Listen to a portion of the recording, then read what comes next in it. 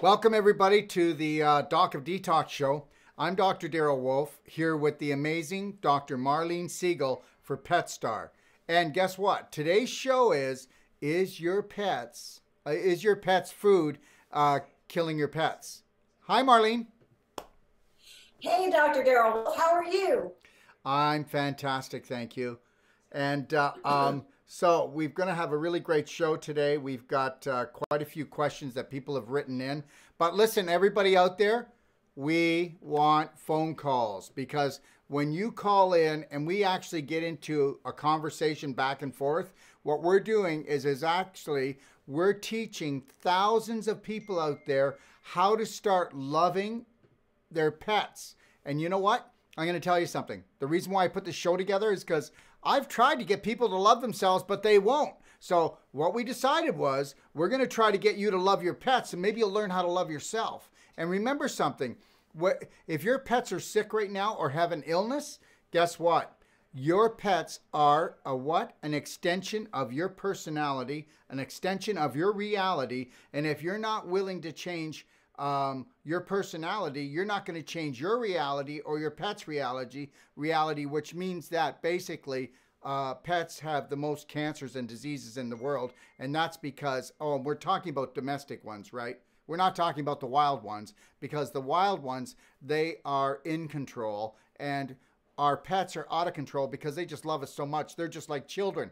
You know, children, they're like a child the age of 7 that just loves us and embraces everything we say like gold. That's why we're called adulterated, right? So let's not adulterate our pets anymore. And understand, like I said, your pets are like the canary in the coal mine. So if your pets aren't doing well, you're not going to be doing well either.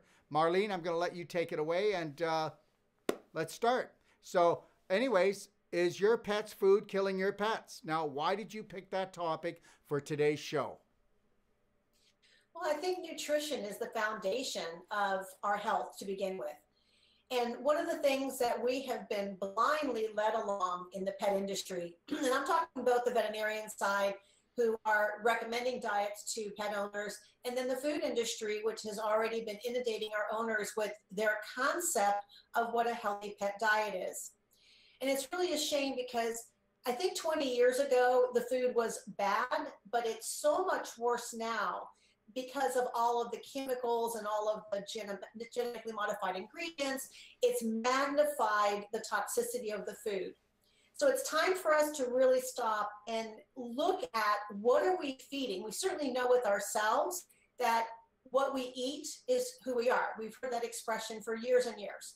And it's really important that we pay attention to what are we actually feeding our pets. And biologically speaking, we can figure out what they were designed to eat versus what we're feeding them. So let me back up and explain that. If you bought a car and your manufacturer said, this car is designed to run on premium gasoline, would you even question putting diesel in that engine? Of course not. If they tell you to put a certain kind of gasoline in, that's what you're going to put in. And you know, if you do something different, it's not going to work. Like one day I wake up and I said, oh, I don't feel that. And we all know that our cars just would not run. We would destroy the engine and it wouldn't work. The body is a machine just like our car. The difference between our body and the machine as a machine and the car as a machine is your car has no ability to adapt. It has no way to take a different fuel source and use it. We, however, were designed to survive, and our pets were designed to survive. So we can feed things that are more inappropriate, shall I say, and the body isn't going to just die right away, because the goal is how long can I hang in there in order to survive? If I can hang in there long,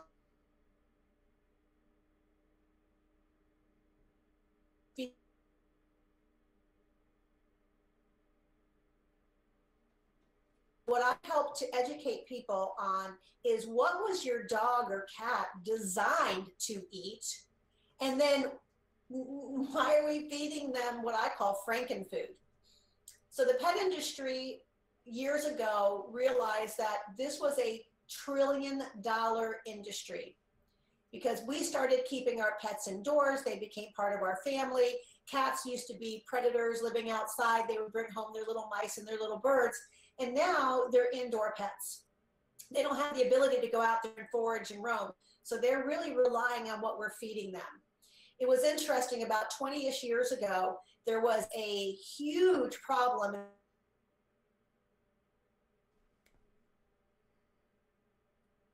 It's a disease of the heart where they're not getting enough taurine, and it causes the heart to get large or to get hard, and it doesn't function, and these cats were dying. They were dying in droves. And so the veterinary industry went to the pet food industry and said, wait a minute, since we've been starting to feed cats much more processed foods, we're now seeing these diseases rapidly increasing. What's going on? So the pet food manufacturers go back and they go, oh, we discovered that cats have a higher taurine requirement than dogs do. And it was misleading because cats plain have a taurine requirement. They are obligate carnivores. They have to eat meat. And there was no meat in the cat food that these pet food manufacturers had put together. They were using gorgon, they were using material that looked like meat, had no meat in it. So they were causing this disease, not because the cats had a higher taurine requirement, because there wasn't any meat in the diet. So instead of actually making a meat-based diet, they took and added taurine to this non-meat diet. Well, the second problem is, question? Well, I was just going to say that you can't trust a corporation. And the thing is we know that it was just like about, what was it? Let me see here. 108 years ago, the AMA came around, and then we started getting into all these processed foods eventually. So, you know, I don't think we can really blame it on the average person. We can't blame it on people. You know? No, they don't know any better. I mean, you know what? It's like this. Governments don't care. You can totally lie about everything. You can put plastic in there. You can put chemical in there. You can put the worst toxins, cancer-causing poisons in there. And there are no restrictions. We pretend that there are restrictions, okay? So it's just like the AMA doesn't protect people. And is there any kind of protection for these pets at all? Does it, I mean, really, well, I think, is there any? No, the protection comes with owners starting to understand the history of the pet food industry. And really, most pet foods were derived originally using waste products from human processing. So Right. we started processing a lot of human food. There was a lot of waste product. Right. They didn't know what to do with it. So they put it into pet food. Right. But once we start getting a little more educated, like people started going, oh, dogs shouldn't be eating grain, because we were seeing this increase in allergies and skin problems, etc. And so people went, okay, we're going to go on grain-free. Well, grain-free is part of the answer, but it's not the whole answer. The other part of this equation is understanding that these animals are carnivores. They were not designed to eat carbohydrates as a primary source. In other words, they don't even have amylase in their saliva. So we have amylase. It's the digestive enzyme that we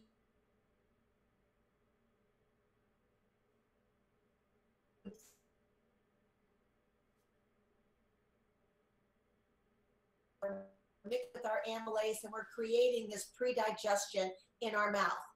Well, dogs and cats weren't designed to eat carbohydrates. They don't even have amylase in their saliva. They were designed to tear and gulp their meat and swallow it quickly. If you're a predator and you're in the wild and you finally kill something, you are going to attract other predators really fast. You don't have the luxury of time to sit there and mindfully chew your food and be very thoughtful. You have to get it down, because while you're eating, you're vulnerable. You're distracted. You're not paying attention to who's coming up behind you. So biologically speaking, if we just watch National Geographics, you can figure out what is a species appropriate diet for a carnivore. Watch them in the wild. You don't see lions and tigers dragging their fresh kill to a kibble machine. They don't do that. They don't drag it over to a can and stuff it in there with preservatives and say, look, there's my dinner for later. They're designed to eat fresh food. The other thing fresh food has is enzymes. And enzymes are those proteins that are used to actually break our food down. So if I had a box of Legos, to give our listeners an analogy, if I had a box of Legos and I put them all together to make a Lego house, but now I want to take some of those Legos and build something else, I have to take the Lego house apart in order to get to the pieces. And that's what our body does when we eat food. You don't take a steak and put it on your arm and go, wow, watch my arm grow. You have to take that steak and break it apart to the elemental units of what that food was. And so for our protein, it's made up of amino acids. So we have to live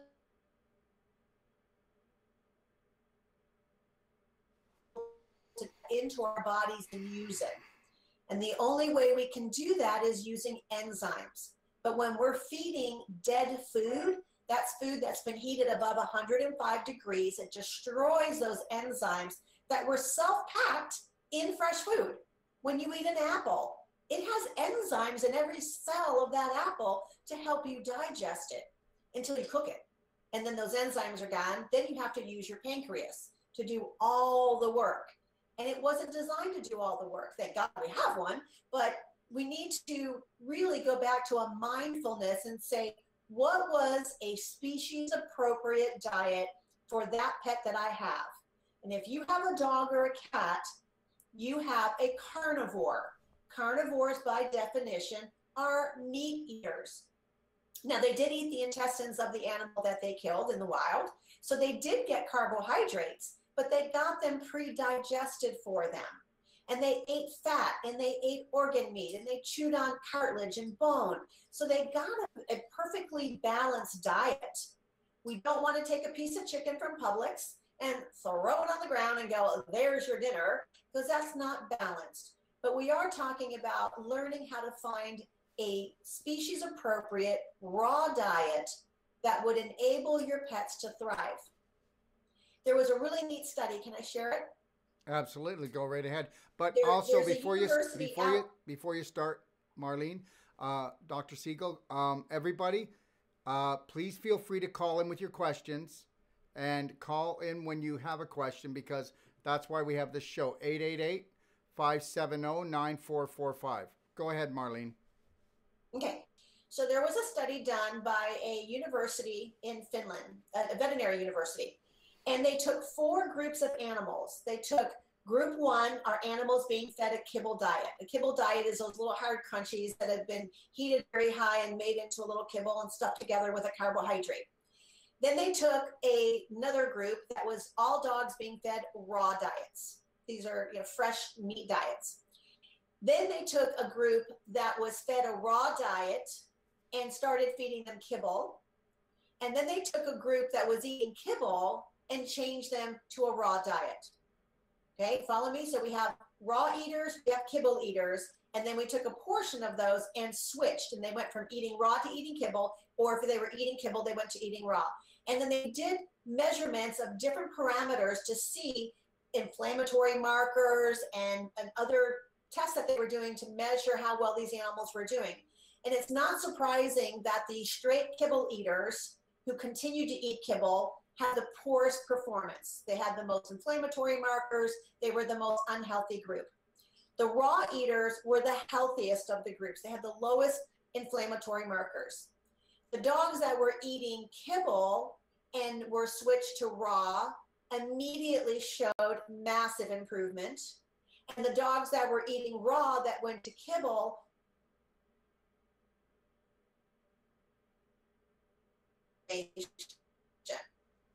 Other studies showed that even if you're feeding a kibble diet, if you can add some fresh food, that is better than nothing. But I don't want people to think that they can feed a kibble diet and think that it is healthy. It in no way, shape, or form is. It's enzymatically dead. There's no enzymes to help digest the food down. It's exceedingly high in carbohydrates. Even if it's grain-free, it's not sugar-free. And there are studies out there showing that these processed foods can have as much as 40 to 60% sugar. What feeds cancer? Sugar. And here we are pouring it down our poor pets' throats. So that's really important.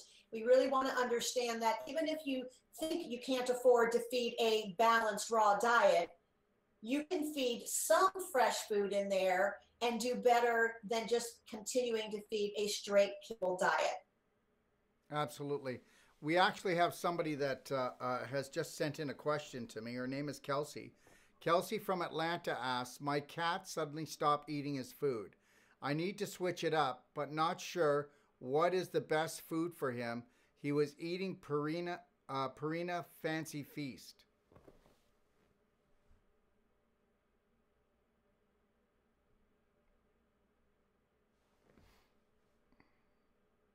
Again, so I got most of the question. I'm just going to answer it. First of all, cats are very unique little animals, and they have been eating a kibble diet, which she was feeding one of the worst diets that are out there, in the sense that it has genetically modified ingredients, it has hormones, chemicals, pesticides.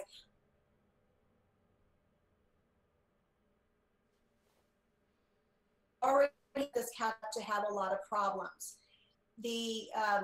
Recently, Jeffrey Smith came out with a documentary. It's a little short 9-minute documentary. Maybe we can post a link to it.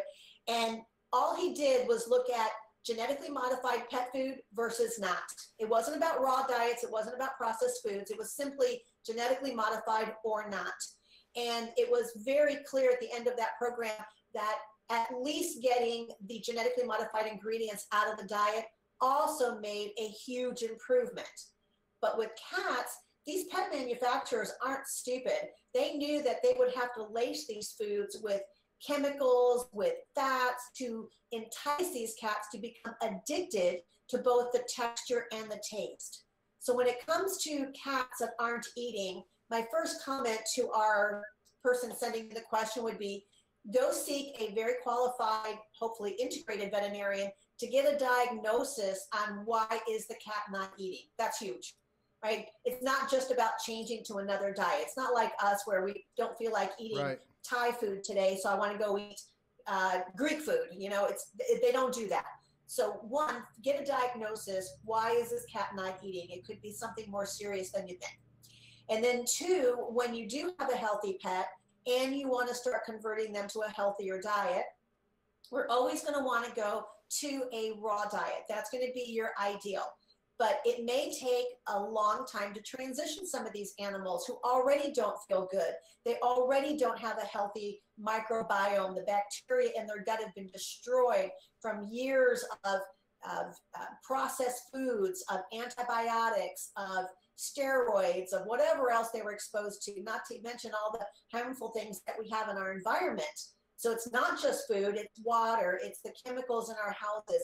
All of these things are contributing to the inflammation that our pets are now suffering from. So today we're focused on food because we have to start somewhere in the process. And my encouragement is to start really seeking out information as to what is a species appropriate diet. If we stop and think about that, it's not hard. We don't see hummingbirds taking down elk for lunch, right? How do they know not to eat an elk and they know to go to a flowering plant and take the nectar out? They get it because they're not in captivity. They're able to go out and do what they were designed to do. But our pets are subjected to whatever choices we make for them because we've taken away their ability to forage. So they can only eat what we give them to eat. Doesn't mean it's healthy for them. That's where I think this is the audience we're trying to reach. We're looking for those pet owners who finally are tired of the pill for the ill or the procedure for the ill. And they go, you know what? My animal has been suffering for a long time. It may not be obvious suffering, but skin disease, ear infections, intermittent vomiting, intermittent not wanting to eat on a given day, hearing the tummy get rumbly tumbly. Those are all indications that this animal is not having good digestion. But I just really want to go back to the kitty question really quickly, is that a dog won't starve himself, but cats may. So if a cat goes longer than 2 to 3 days without eating, they can get a fatty liver disease that can ultimately lead to their demise.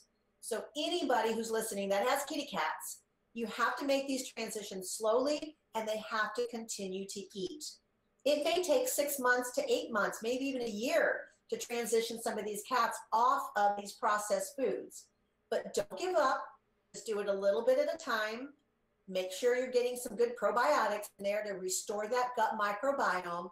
And pretty soon it'll pay off, and these guys will be fantastic eaters again. So you're basically saying that they're basically little drug addicts, and they have broken down digestive tracts. So yes. we have to ease them in, and basically we have to bring them off of all the drugs that we've been feeding them, right? Absolutely. Yeah. So yeah. So Jean from Kansas asks, I'm getting a Shih Tzu next month. What is the best diet for my new baby? Absolutely transitioning into a balanced raw diet. There are commercial diets out there. We're actually going to be launching our diet within a few weeks, and we'll post that when it's ready. But you want to have, number one, a food that is organic. It has to come from a grass-fed or free-range source. And whatever vegetables are in there should say organic. This is really, really important. So you can go through the different raw companies and see what they're stating on their bag. It has to be organic. It has to be raw. Those are your first two benchmarks. Okay. And from there, you just want to make sure it's balanced. It's a reputable company.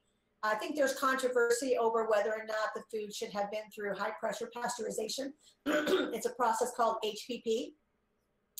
HPP is a 40-degree water bath under high pressure, and it kills your bad pathogens.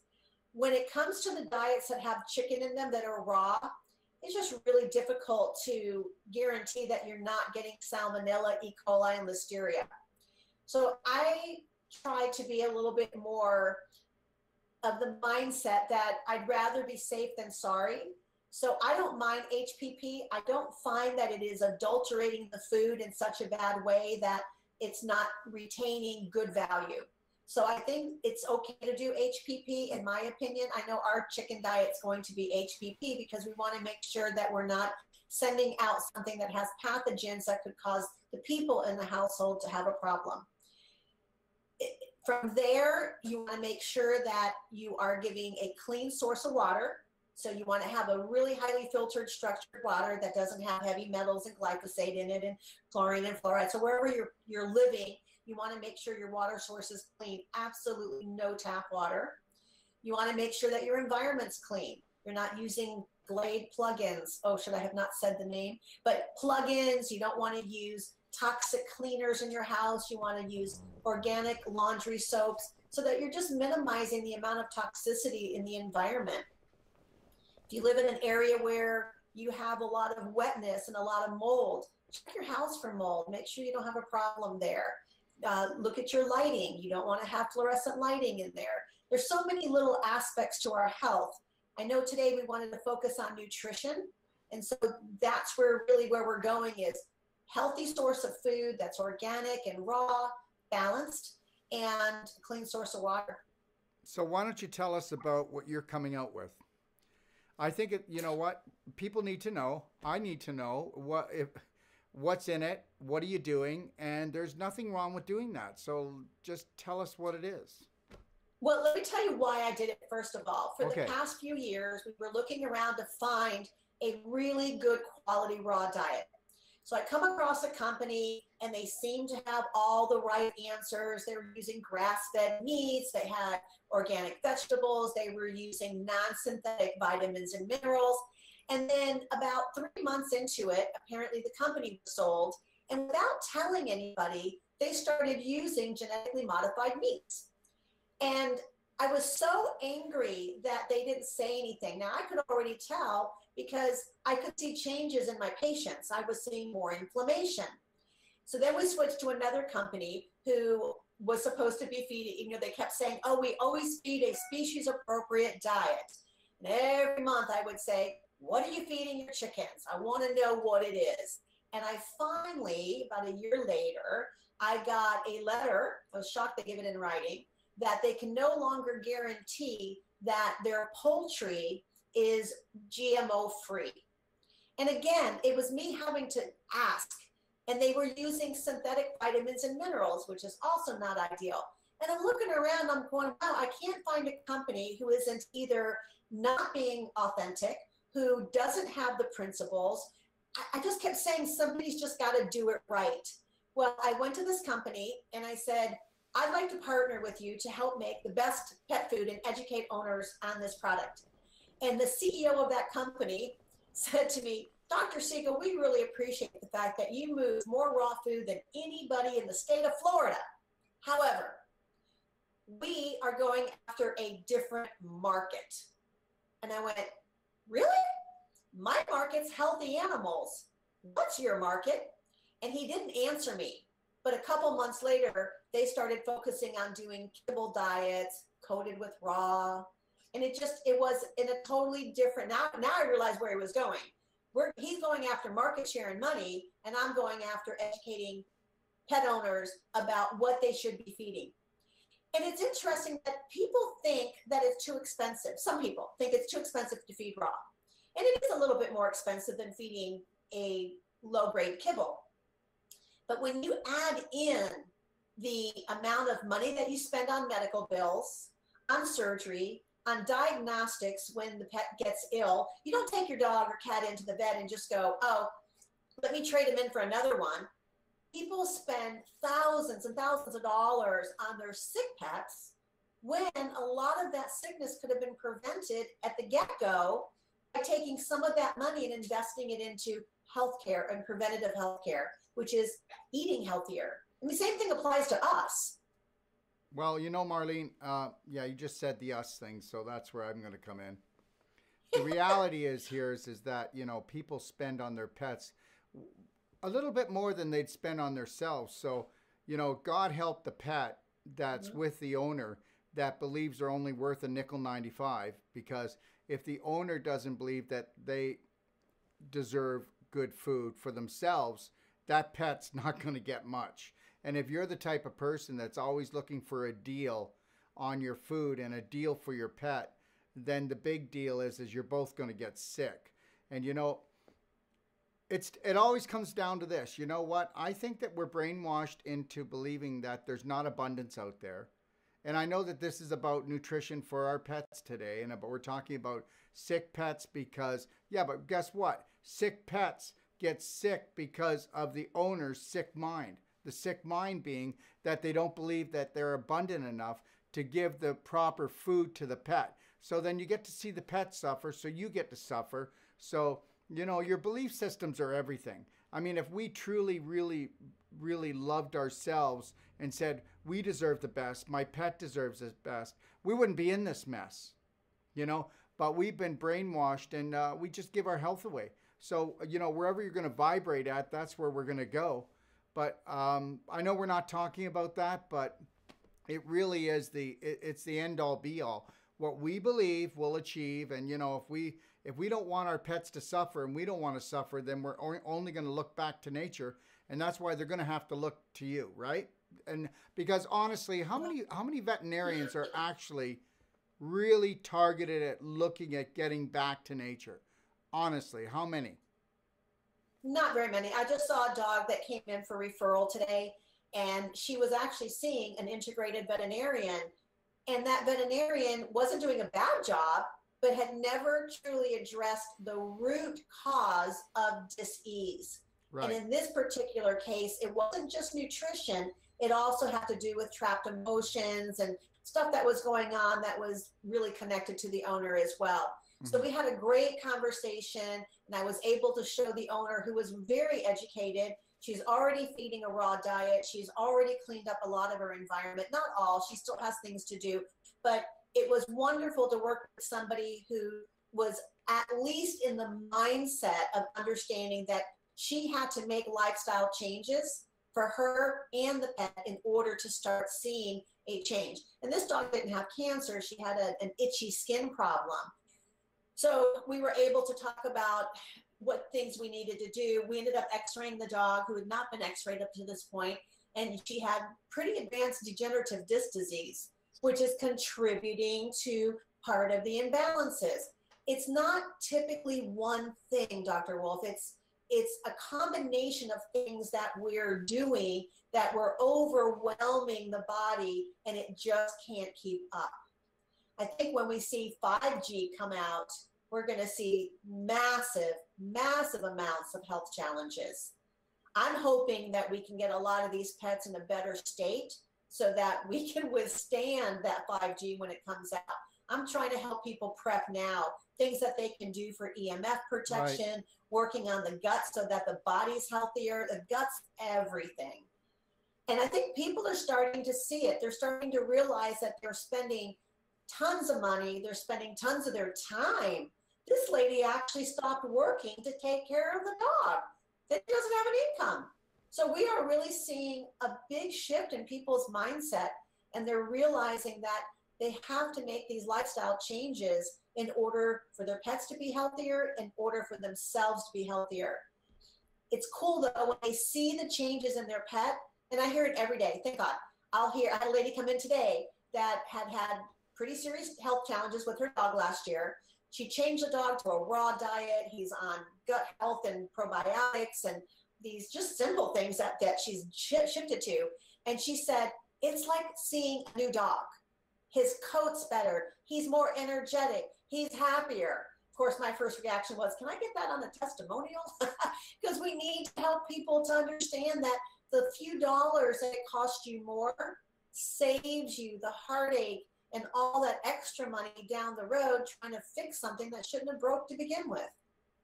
Okay, so still, what are you bringing out? You still didn't tell us. Oh, I'm sorry, I got sidetracked. So I'm bringing out a raw diet. It's a mixture of chicken and beef, all grass-fed, and it's going to have the meat, the fat, the organ meat, and the bone in a balanced formula. Beautiful. And we have two formulas. We have one for the healthy pet that is just a properly balanced meat and fat diet. And then we have one that is more of a metabolic ketosis diet so that if I have a cancer patient, we can get them into metabolic ketosis easier because it's a higher fat diet. So those are the two meat portions, and people will be able to order online and it'll be shipped directly to them. It'll come frozen, HPP, which is the high pressure pasteurization. And we even went to making sure that our packaging was safe. So it doesn't have the BPA in it.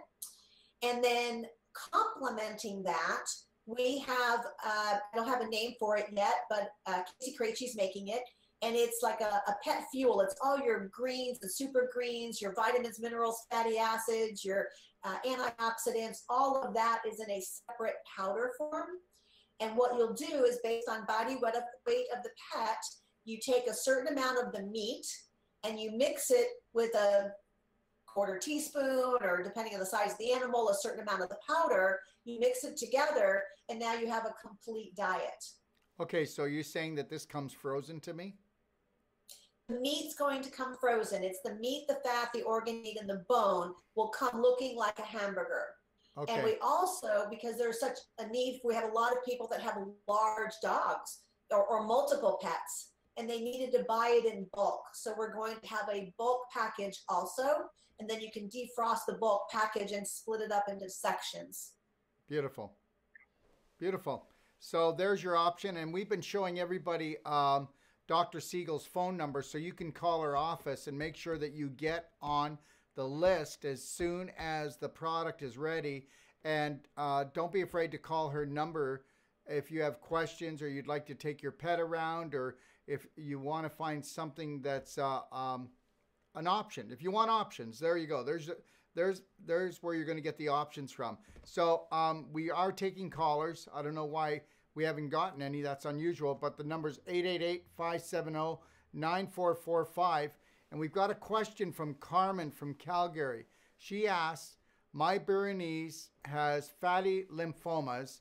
Can these go away with a diet change? We're feeding her Precise Naturals. There you go. I don't know what Precise Naturals is. I'm going to assume it's a kibble diet. Yeah, probably. And I believe what she is indicating is the dog has lipomas, which are fatty masses. Yeah. Most of them are benign. And in Chinese medicine, we talk about them as being a blockage of qi movement. There's stagnation. And so energy puddles, and it puddles into things like little fatty lipomas. The ones that are there are not going to get smaller. Sometimes we'll use some Chinese herbs to try to not get more to develop, but typically we won't see them go away. And they're usually in animals that are overweight. So as the animals convert it to a raw diet, as they get healthier, as they lose weight, some of these lipomas can actually look more prominent because they stay there and everything around it melts, and now they stick out. Some of these lipomas can get so big that they interfere with the movement of the animal or quality of life, and those have to be taken out. But not likely to make a diet change and make the ones that she has go away, but as a prevention for future ones, and that along with seeking a veterinarian who knows how to balance the energy in this dog and get the inflammation down will help to not have more come up. Okay. Yolanda asks from LA, what are the best supplements to give my 7-year-old Bichon? She's in good health and I want to ensure she stays that way. Always start building the foundation from the ground level up. So the best things to do is a quality diet like the one that we're coming out with. Right. The second thing would be the pet fuel that we're coming out with, which has all of your essential vitamins, minerals, and fatty acids. And what that means when we talk about essentials, it means the body can't produce those on its own. You have to eat them. Well, we know since the 1930s that the food that we're eating has been nutritionally depleted. We've been using non-sustainable farming practices for years. And we're eating food that, even if it's organic, doesn't mean it's nutrient dense. So if we're missing those vitamins and minerals, those are the guys that run our metabolic pathways. So imagine that inside of you or your pet are all these chemical pathways that are chugging along and bubbling and turning, and cogs and wheels are spinning. Well, if you're missing the things that are driving those energy pathways, then they can't function. So it's critical that we make sure that we have the essential vitamins, minerals, and fatty acids and aminos in the diet, without question. So we're adding them in to make sure that they're there. And that's your foundation. And of course, clean water. That's where I would start. And then from there, you can do other things that would maybe be more specific based on where you live or what kind of conditions the animals had or what deficiencies they may have. Getting a good blood profile, doing a live blood analysis, having thermography done. All of these things are nice ways of being able to look inside the body and say, is everything really balanced? We do bioenergetic scanning. It's a really cool procedure. We do it on DNA, so we do it on hair and saliva, and we can see where the body is energetically out of balance. We can do a whole show on that. It's really amazing. So these are all extra things that an owner can do. But the foundation, quality food, quality vitamin mineral supplementation with, not the fluffy stuff, the real essentials, the antioxidants that the body needs to be able to do its repair. And then last but not least, of course, would be quality water. And then make sure your environment's clean, make sure your thoughts are good, because whatever you're thinking may be stinking, and you want to make sure that you're not entraining that to your pet. Great. Christy asks from Kelowna, which is where I'm from, I keep hearing raw meat is better for my lab. Is this true? Well, you've kind of answered that, but maybe do you want to add anything, Dr. Siegel? Yes, I would like to say that the quality of the meat is extremely important. So it's not just about muscle meat. These animals did not go out in the wild and only eat the muscle meat. They ate organ meat, they ate bones, they had fur, they ate intestines. So they had a nice variety. How they innately knew how to eat that, I don't know, but they figured it out. And so it's not about plopping down a piece of raw meat. You want to make sure it's a quality source, organic, grass-fed type of food that also has the other balancing elements, which would include the vitamins, minerals, fatty acids that the animals have to have. They can do a homemade diet. It's just challenging. I find most people have a hard time balancing their own diet. and eating healthy, let alone making sure that they're balancing their pet's diet. Thank you. James from Denver asks, do you recommend a plant-based diet for all dogs or just specific breeds? I have a golden doodle. That's a really good question. And there was a recent study done, Rodney Habib had shown this on Facebook, that these animals that were eating vegetarian diets had markedly higher rates of inflammatory markers and illnesses. Dogs are carnivores. I don't care if the owner is a vegetarian or a vegan, your dog isn't. And it's the fuel that they were designed to eat was another animal in the state that they killed it in. So we're doing our pets a tremendous disservice by trying to feed them a non-species appropriate diet. And my best analogies are just look out in nature. If there's a bird species that is a meat eater, then they need to eat meat. You don't see eagles eating like a hummingbird. That's not their diet.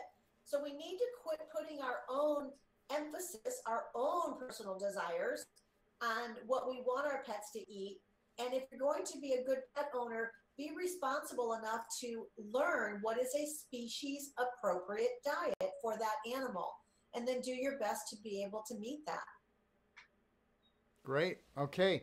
So Jane from Toronto asks, what do you recommend for my Yorkshire Terrier dealing with EMF and city living? How can I protect her? And what's the best way to detox my pup?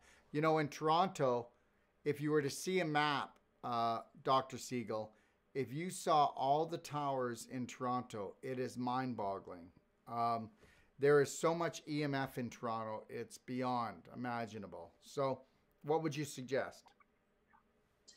There is a friend of mine who is an EMF expert. His name is Lloyd Burrell.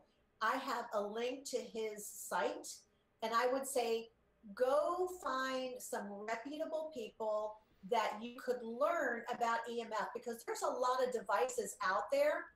But first and foremost, you have to diagnose what your EMF problem is. So you need to get somebody good to either test your house, and there's different meters that test different types of EMF. There's dirty electricity, that's the wiring in our homes. There's the smart appliances. Please, if you haven't bought any, don't. Those are the worst. There's pollution, EMF pollution from your neighbors. But first you have to find out, what is your problem? Do you have a router that's located in a place where your pet's bed is? Well, obviously you're going to move the pet's bed. The very, very first thing is identify what your source of EMF toxicity is. And the second easiest thing is increase the distance from the EMF if you can. And then from there, you can start looking at, can I change appliances? I mean, they make clothing that is EMF protection. They make these tent things that go over your bed so you can sleep in EMF protection. They make paint that is EMF protecting so that you can keep it from your neighbor's EMF coming through your walls. There's amazing things that are coming out nowadays with EMF protection, but you still have to start from the basics. We have a caller. What is your issue? And two, can you increase the distance? Good. We have a caller. Hi, caller. Hi, Doc. It's Peachy from Fort Myers, Florida. Hi. My Siegel. So happy to have you to listen to tonight. Thank you so much for this show. It's awesome. I have two Maltese dogs that serve as my service animals. They each have specific tasks, and then they do mutual tasks. And so we've had some challenges with service animal acceptance. But I just learned about the horror of how kibble is made. Pretty much since Darrell pretty much was bringing it up, and this series was beginning. So thank you for that. I saw some things on the internet that were alarming. So I started to make my own food based on what the label was on my wonderfully wonderful organic expensive food I was buying. And I just wondered, and I'd be happy to buy your food, but if I give them kibble, because I'm not sure and worried about the vitamin contents of what I'm making them, I'm buying them like grass-fed, like ground beef and, a mixture of things, and then adding even blueberries and things like that, cauliflower, broccoli, quinoa, spinach. They make green giant riced items like that. Are those things that could add to the kibble, weaning off diet, or what would you suggest? I'm struggling. Well, I think you're doing a great job trying, and you're certainly, your heart's in the right place. But balancing their diet with things that you don't know the nutrient quality with is very challenging. So one of the things that you could do would be to make your own meat preparation. You do have to get some bone percentages in there. You need to get some organ meat in there and mix it in with the muscle meat, and you got to get the right percentage of fats. But the other thing you could do is the food additive that we have, that is your vitamins, minerals, fatty acids. I call it the green powder.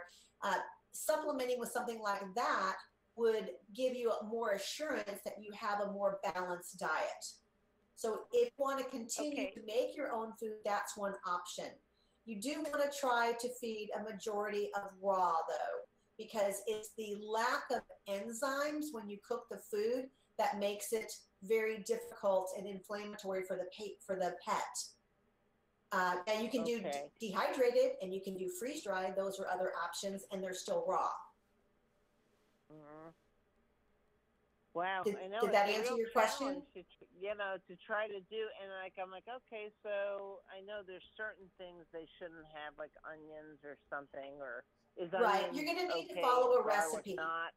Dr. Karen Becker has a book out on formulas for how to feed a raw diet if you want to do it at home. Follow something reputable like that. If you send me an email, I'll send you the link to her book, and that way you can at least follow a recipe. Yeah, I actually saw her at the Truth About Cancer, I think in 2017 there in Orlando.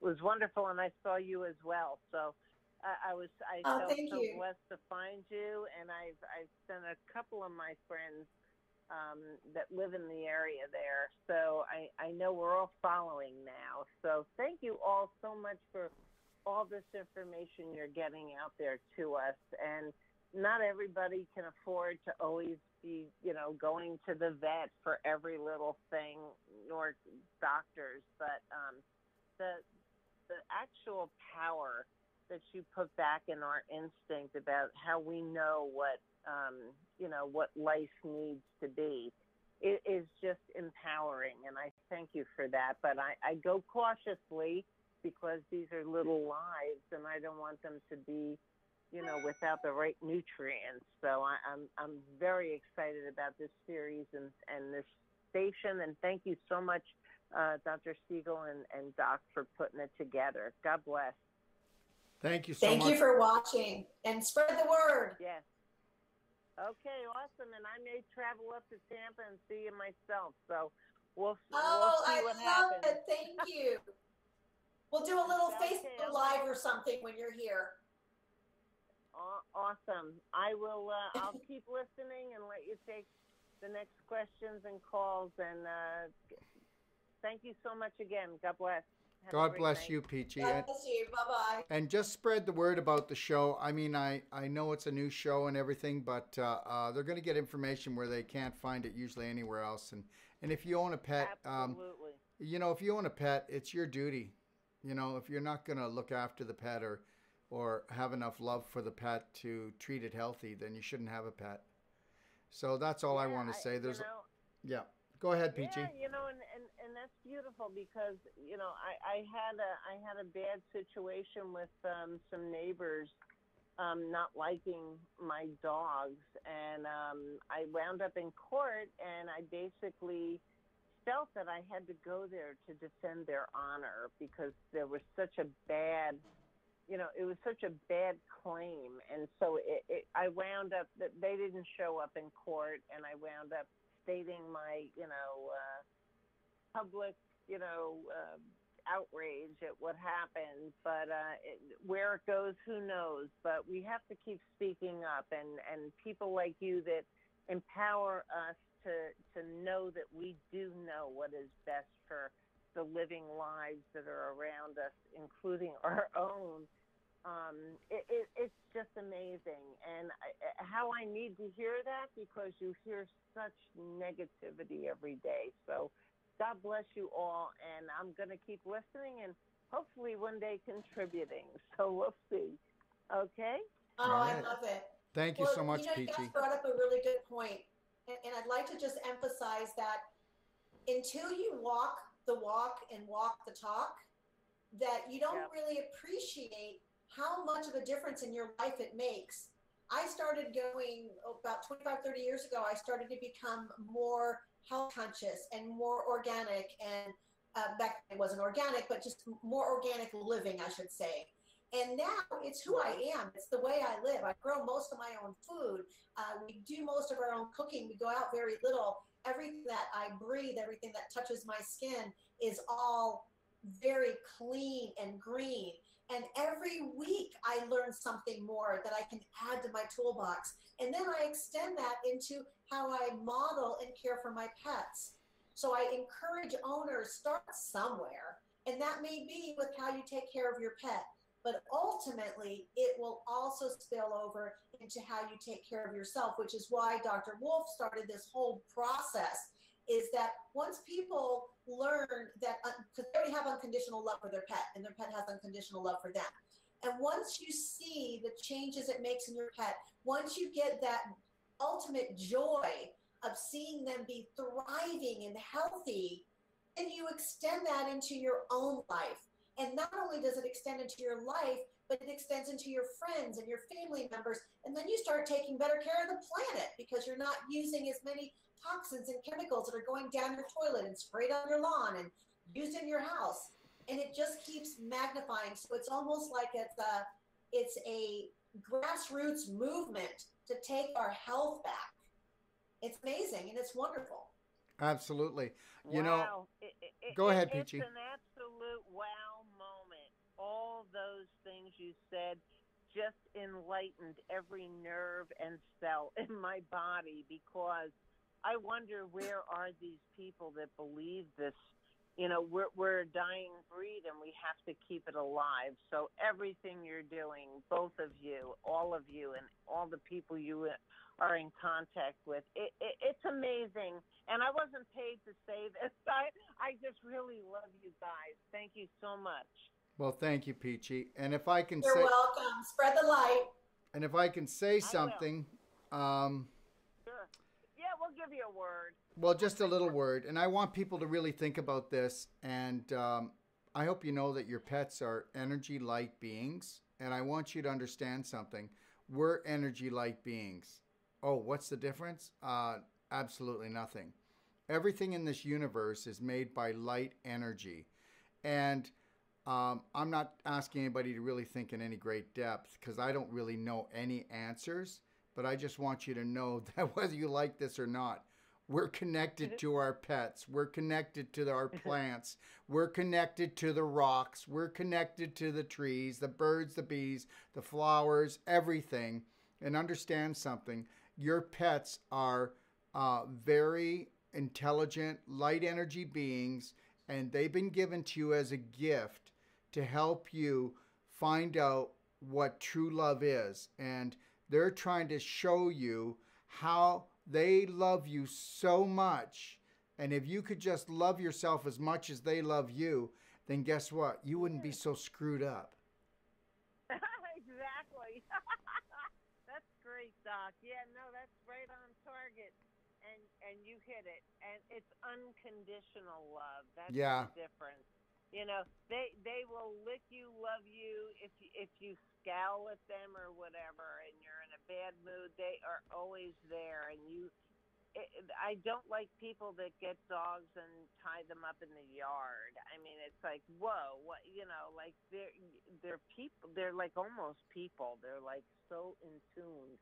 That's the best love you could ever have. And I've got two little adorables here that I stand up for them as they stand for me. And yeah, we're all loving ourselves on Braveheart too. So I'll talk to you soon then. Keep going here. Thank you. Move on. Thank you very much. Bye. Okay. So, Marlene, what do you got to say for yourself? Well, I am thrilled that we have people that are really listening and they're moving forward and they're becoming passionate and they're the warriors that are going to stand with us and really make those changes. With all the negativity that we see in the news, I don't even watch the news, I don't have TV, but I hear things that people share with me. And there seems to be a lot of negativity in the world.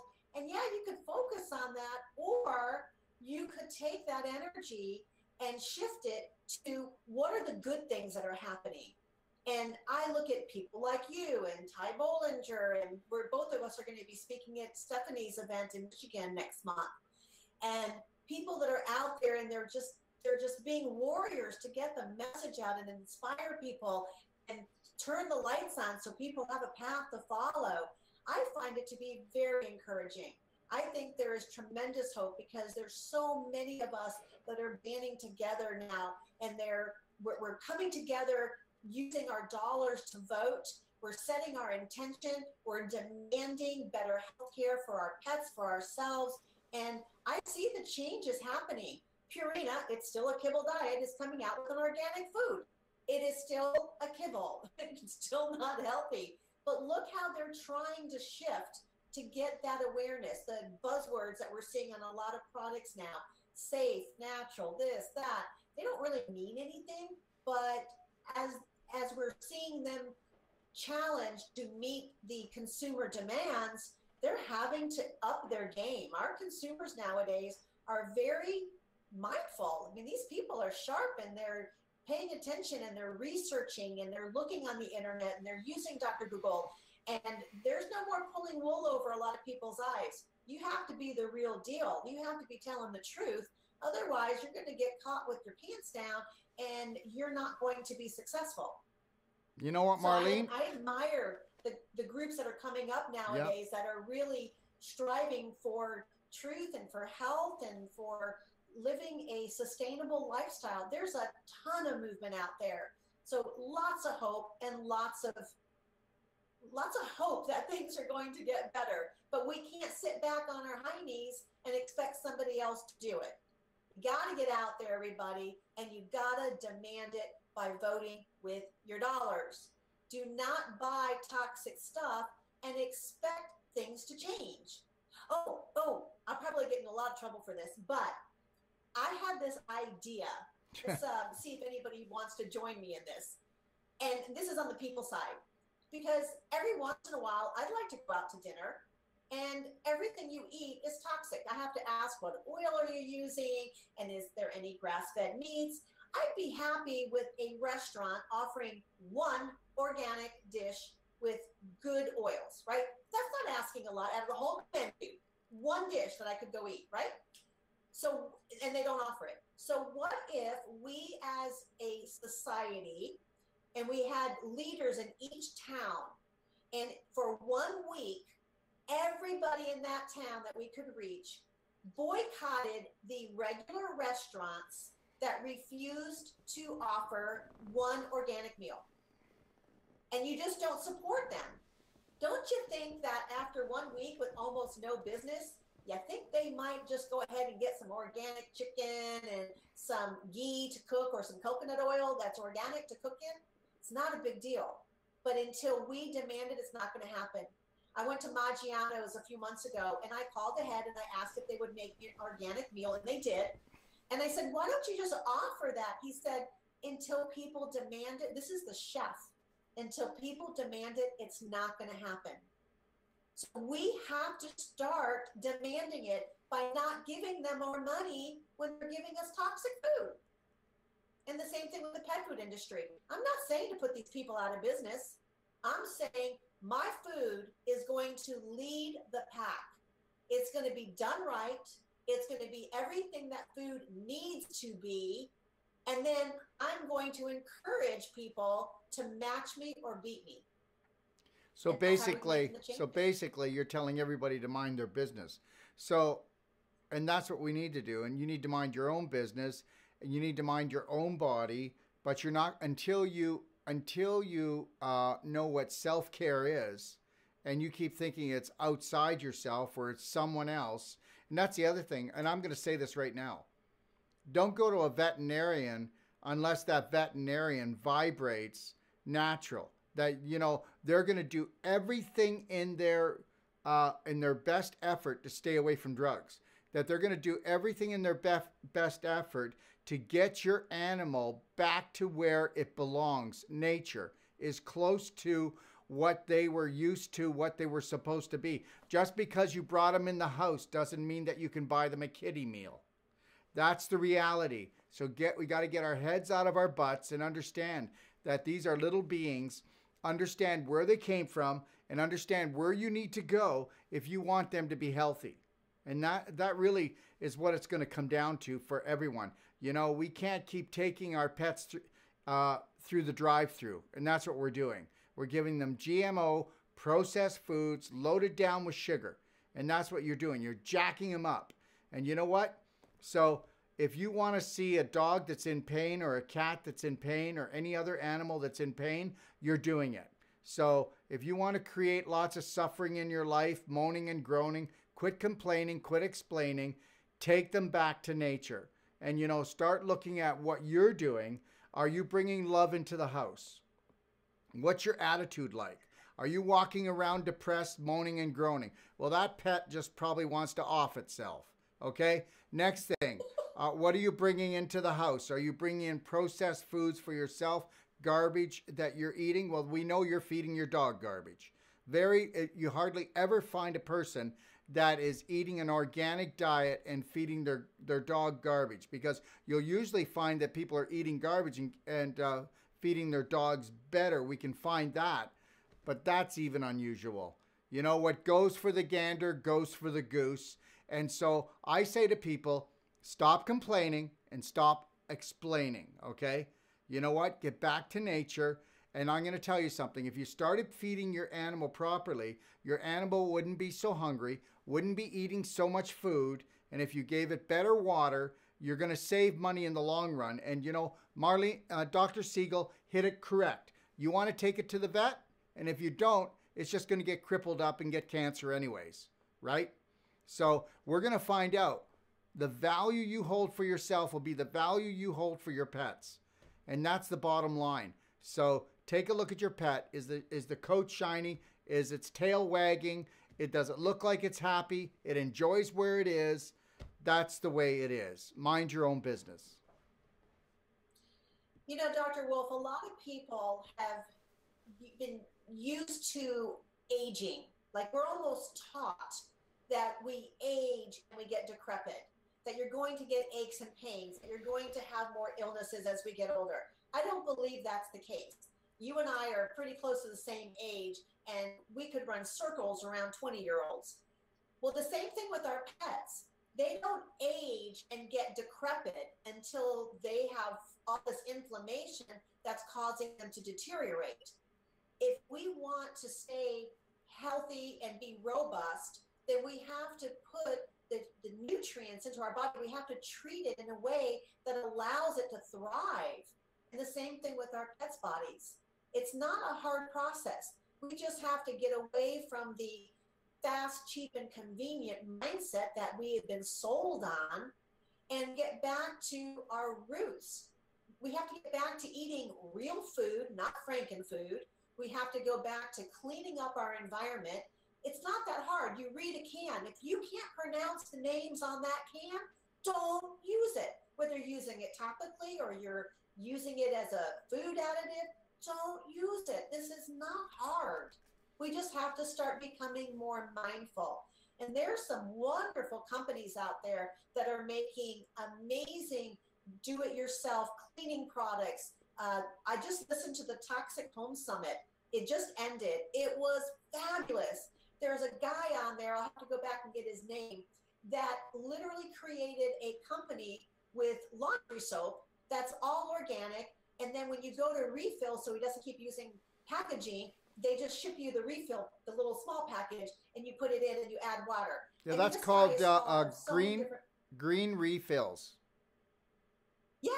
Yeah. Yeah. And I'm going to be having him on a show eventually, so. Oh, that might be the same guy. It is, yeah, it's the same guy. But it was wonderful. Yeah. So there's lots of different companies out there that are coming up and meeting a need. Like I look at the things that I'm doing, the pet food. It wasn't because I had all this extra spare time on my hands. There was a need, there's a passion that I have, and you step up and you fill the need that the world has to have if you have the capability of doing it. So the other thing I'm doing is a webinar program for pet owners that teaches them in a more consolidated form, steps A through Z. How do you keep your pet healthy? How do you find a veterinarian? How do you create a lifestyle that allows your pet to thrive? And so it'll give them all the nuts and bolts, but in a really organized, consolidated way they can go through quickly and be able to get the information. And then there's a parent program, a sister program for veterinarians to teach veterinarians how to integrate alternative medicine into their practices. And then I have another thing that I created only because there was a need. I'm doing consultations all around the world now. And I can tell people all these wonderful therapies that we do. I'm in the salt room right now. So we have salt therapy, we have magnetic resonance, we use ozone, we do lasers, we do energy work. We have all these cool things, but they're not being practiced in other veterinary clinics. So I can counsel somebody in California, but they can't find anybody to do the treatments. So we're actually starting tiny home therapy centers, and they're going to be all around the world. And they'll have all of the tools in there that people will need for their pets that will enable them to get the therapies that they need to get them back on track, to reduce the inflammation and get that mitochondria back on working, get them detoxed, and get the body working again. Fantastic. So anyways, you'll keep us posted, right? On how that's going and yes, when you're going to, and when do you think you're going to launch this? We are in the process of doing the blueprints for the tiny homes right now, for right. the therapy centers. Yeah. So that business plan is underway. The food is done. We're just waiting on the labeling from the USDA. Okay. And the course is in editing. So thank you, universe. You piled it all on the same year. Beautiful. I'd like to spread it out next time. Thank you. Okay, everybody. So we will be back here in 2 weeks, and it'll be 2 weeks as of yesterday. We will be doing our next show. So what will the next show be about, Dr. Siegel? Well, we covered quite a bit of diet on this particular episode. And I think the next one, I'd like to touch a little bit on detoxification. Okay. So we talk a little bit about some of the things that people can do to help detoxify their pets.